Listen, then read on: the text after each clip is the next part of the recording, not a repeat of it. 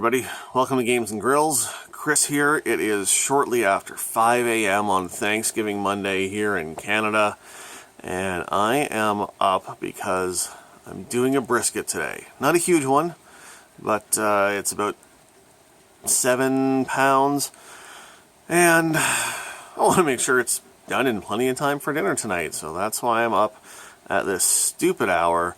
I don't want to screw it up, and well, we'll see how things go. Stick around.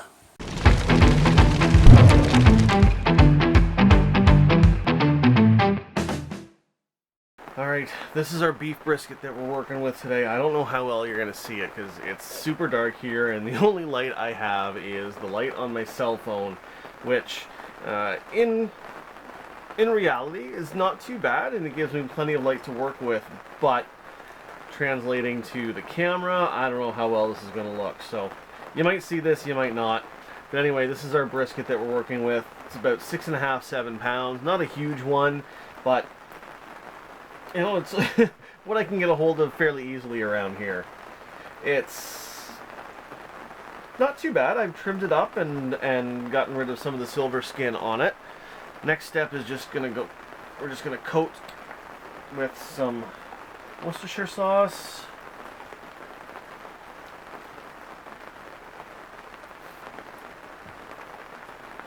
And then we've got some Sticky Fingers Barbecue and Company. There, Where's the Forkin' Beef Rub? Picked this up directly from Sticky Fingers when they were doing a rib fest locally.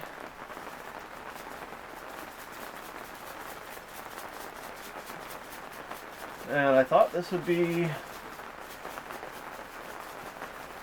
a great rub to use on my first brisket. I've never used the rub before, so I don't know how well it's going to work, but we'll give it a try. So I want to make sure you get a good coating of the rub on the brisket.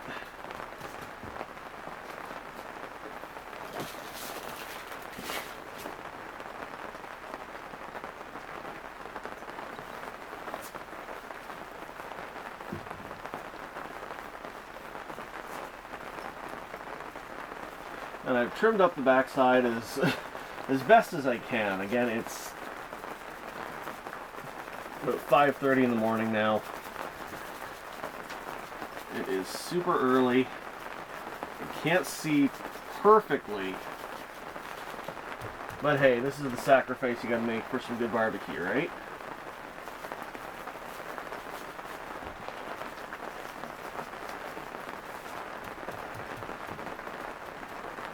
Alright, I think that looks pretty good. Next step is to get the smoker going. We're going to smoke between 225 and 250, I figure, for about 10 hours. Once we get to the stall, so about 170, I'm going to wrap it and add some beef broth, just kind of to power through the stall, and hopefully it won't take that much longer. And I'm hoping this turns out really well. Stick around to see how it goes.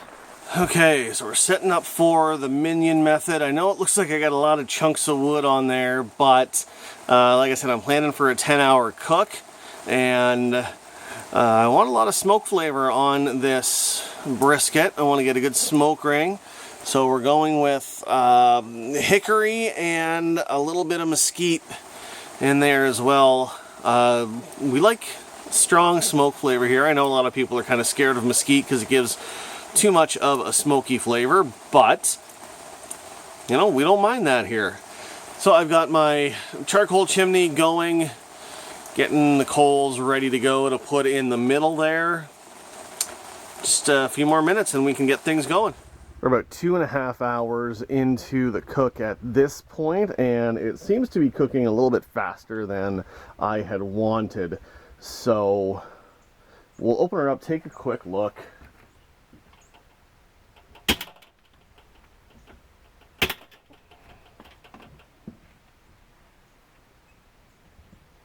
It actually is. It's got a great color on it already. Bark is on its way. So, yeah, that's not too bad. But like I said, it's cooking a little bit faster than I want. Charlie! You can't see that, but so I've got a garden. Let's see if I can just kind of move the camera a bit here and show you. So there's a garden right next to where I've got the smoker, and the dog decided she was going to start digging in there right now. Yeah, it's wonderful, the things that can happen when you're just recording early in the morning. So that's what the brisket looks like so far. And like I said, it's cooking too fast. My grill temp is a lot higher than what I wanted. It's running about 260. So I've closed the gates, or the vents right down to try and cut the airflow off to the fire and bring that temp down a little bit. Internal temperature of the brisket right now is about 145. So again, it's going really fast. That's just after 2 hours. But the stall is on its way. At this point, I'm not quite sure if I am going to wrap it once it hits the stall, just because I don't want this to be done too soon. So I may just keep it unwrapped and just keep spritzing with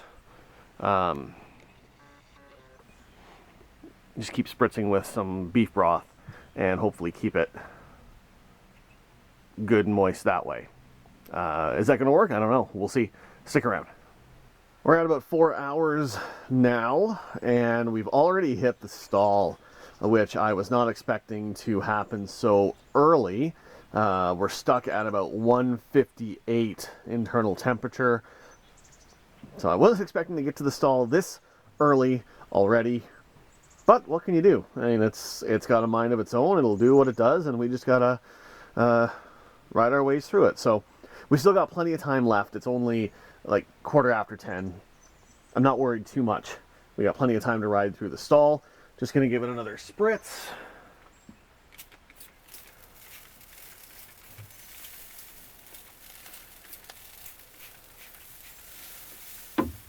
There we go. The bark is looking great.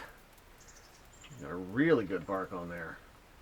Yeah, I'm really impressed with how that's turning out. So we'll just keep it going, and things are looking good so far. Stick around. Okay, our brisket is at about 180.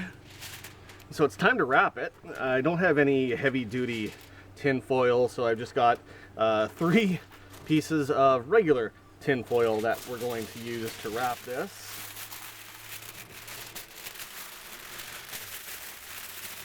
We'll just wrap it one way.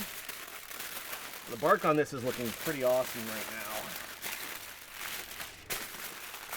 So things are going pretty good already. Now before I tighten this up, I'm just going to add some beef broth in here.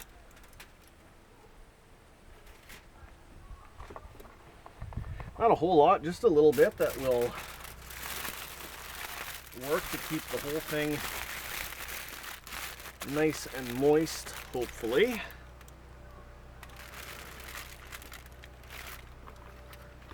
And we'll get out just a little bit more tin foil to wrap it again.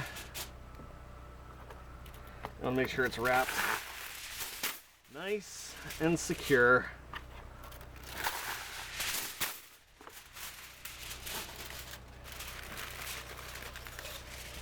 And this thing is really hot already.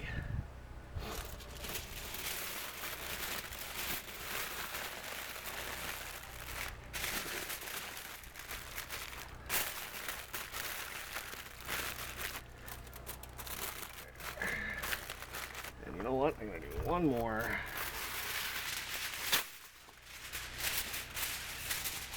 This way.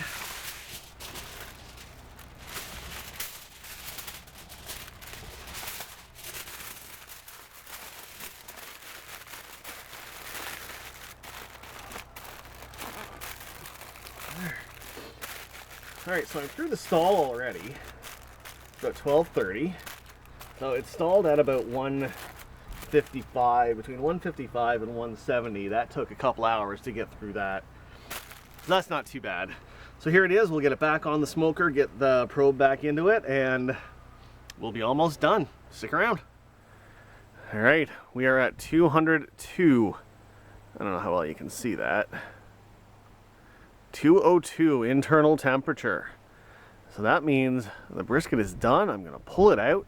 We're gonna stick it into a cooler wrapped in some towels.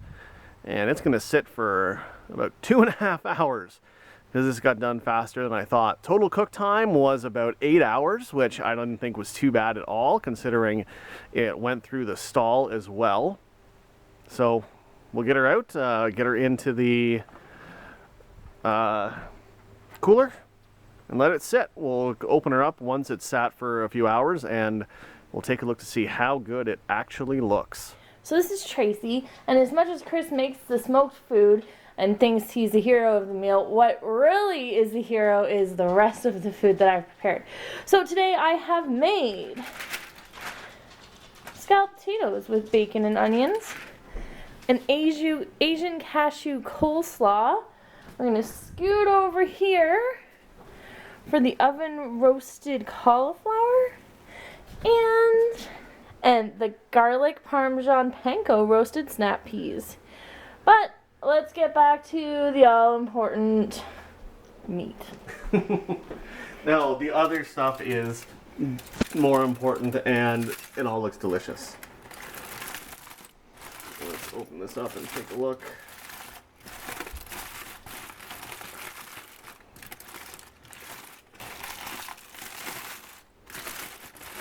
So there it is, all done. It's probably gonna be super hot to just pick up, but Never said he was smart. Never said he was smart. No. We got a full drawer of utensils. Right here. Yeah, there you go. So we got a giant fork.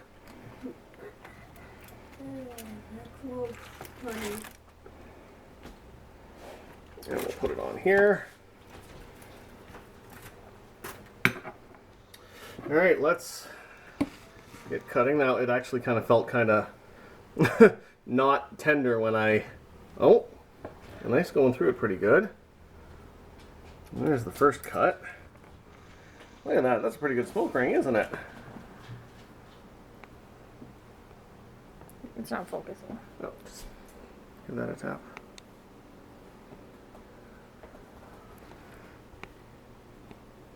It's still not focusing. Yeah.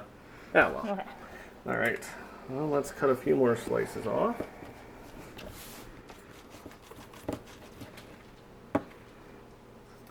Yeah, look at that. That looks pretty good. Looks to be kind of moist yet. Cut a few more slices. Good choice of words. Everyone likes that word, right? No. No. Hey. Yeah. All right. We'll see. Yeah, it bends a little bit. And pulls apart not too bad. Savage. Okay, let me give it a little taste. He seems to enjoy it. We don't like it when he talks with his mouth full, so I'll talk. He's enjoying it. It's tender, good flavor, good smoke ring. Overall, he's super impressed with how he did. Yep. He would do this again. No. He's trying to shut me up by shoving some in my face. It didn't work. So, not too bad. I mean, not a great brisket, but I will certainly take it. And that's pretty much it. So thanks for watching. If you liked the video, hit the thumbs up, leave me a comment, subscribe if you haven't yet, and thanks for watching. And if you really want to know how to make this excellent cauliflower with the Dijon mustard glaze, just comment too, I guess. I don't know. Okay, bye. Thanks so this is it. This is everything we've got here. It's our entire meal on our beautiful Halloween tablecloth. We've got, like I said, the coleslaw and the potatoes and the beef and the peas and the cauliflower, and kids, Happy Thanksgiving!